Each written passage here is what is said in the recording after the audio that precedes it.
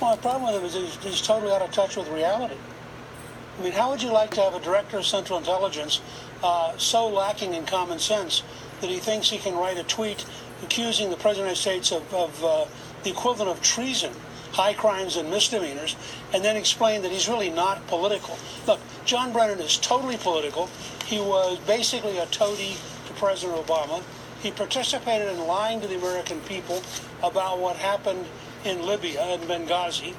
And frankly, Brennan should never have been director of the Central Intelligence. And it's a little disheartening to watch the old boys club get together and write a collective letter, which they did this weekend, in defending Brennan.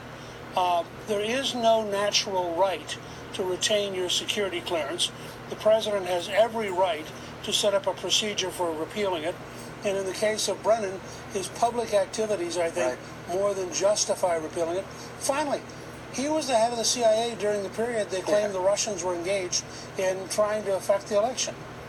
Why isn't Brennan a little humbled by his total failure? Absolutely. If he opened up with, I felt as though I dropped the ball for the American people and failed, as we have heard people say in the past when they have failed, he failed.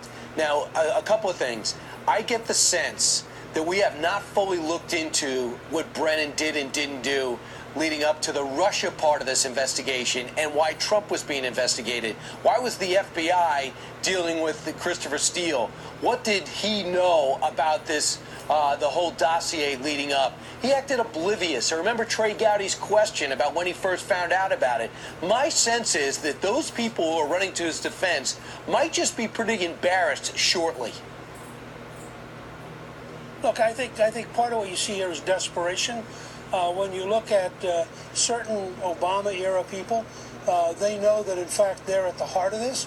I think it's reasonable to guess, and it's a guess right now because we don't have the data, that, in fact, it was Brennan's CIA which led the FBI to the dossier in Britain, and that, in fact, the people were tied closer to the CIA than they were to the FBI.